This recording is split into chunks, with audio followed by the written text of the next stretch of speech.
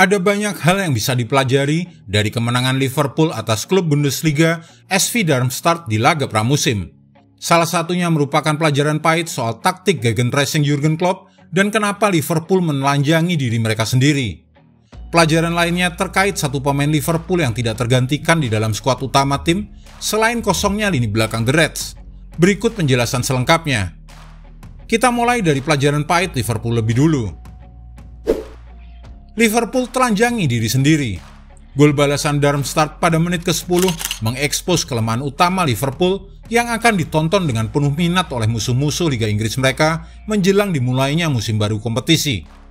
Hal ini sebenarnya sudah pernah kita bahas sebelum ini, yaitu setelah kekalahan 3-4 melawan Bayern Munchen. Tetapi rupanya Jurgen Klopp tidak kapok-kapok serta mengulanginya lagi dan lagi. Pertahanan tinggi The Reds di setengah lapangan lawan, sistem gegenpressing yang diterapkan Klopp dan memberi mereka sukses trofi pada musim-musim lalu sudah tidak cocok lagi digunakan oleh Liverpool. Darmstadt tengah menguasai bola di dekat kotak penalti mereka, ditekan oleh sejumlah pemain tim merah. Tetapi tekanan yang dilakukan Luis Diaz setengah hati dengan bola sampai ke Brandon Marvin-Manu di pinggir lapangan. Ia dan para pemain biru putih itu pasti sudah menyimak tayangan Liverpool versus Bayern Munchen 5 hari sebelumnya dan melihat bagaimana juara Bundesliga tersebut mencetak gol pertama, kedua, dan keempat, seluruhnya dengan cara melambungkan bola ke belakang para pemain terakhir The Reds. Dan pemain asal Ghana itu mengulanginya lagi. Begitu menerima bola dari rekannya, ia melepaskan tendangan first time ke belakang 3 pemain terakhir The Reds yang berdiri di dekat garis tengah lapangan. Matthias Honsak sudah berlari masuk dan lolos dari jebakan offside begitu melihat si bundar dioperkan ke Marvin Manu. Sebagai akibatnya, Trent tertinggal sekitar 1 detik di belakangnya. Van Dijk terlihat tambun dan terlalu lamban, hanya jogging saat mundur mengejar bola. Gol balasan pun terjadi pada menit ke-10. Liverpool kini jagoan sepak pojok. Gol dari bola-bola mati juga merupakan keunggulan pasukan Jurgen Klopp musim-musim sebelumnya. Dominik Szoboszlai menjadi penendang sepak pojok untuk 2 kesempatan itu. Yang pertama disundul oleh Luis Diaz, dibelokkan Van Dijk, dan disambar Mohamed Salah dari jarak sangat dekat menjadi gol pertama. Untuk gol ketiga, Szoboszlai mengirim bola ke tiang dekat dan Luis Diaz melompat sembari memantulkan bola dengan sisi luar kakinya, melambungkan bola ke bagian atas dan menipu kiper Marcel Schuhen yang terpukau. Mungkin untuk pertama kalinya ia melihat model gol semacam itu. Gol Luis Diaz ini akan membuat si pemain Kolombia masuk skuad utama tim untuk laga perdana musim baru di kandang Chelsea.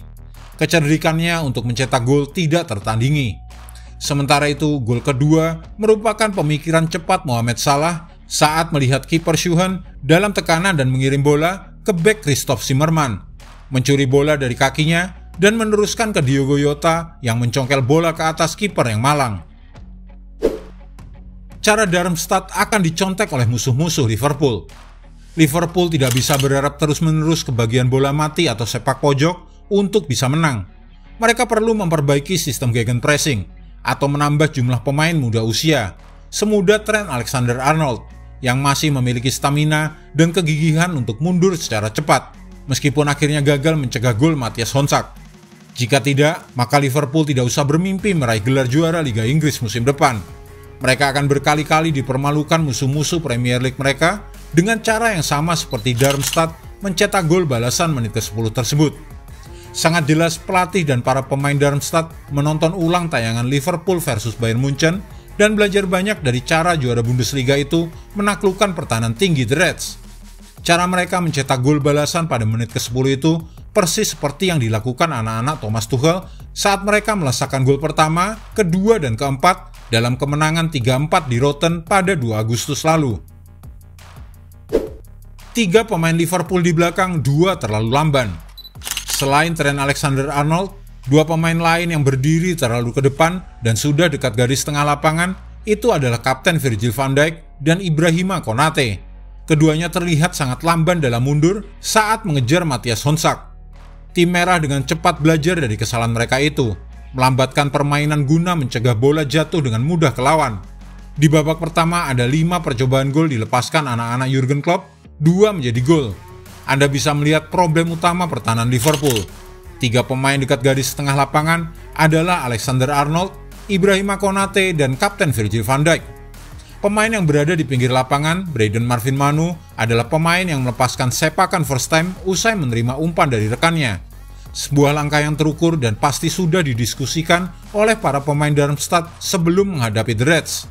Pemain dengan jersey biru putih di dekat Trent itu adalah sang pencetak gol Honsak.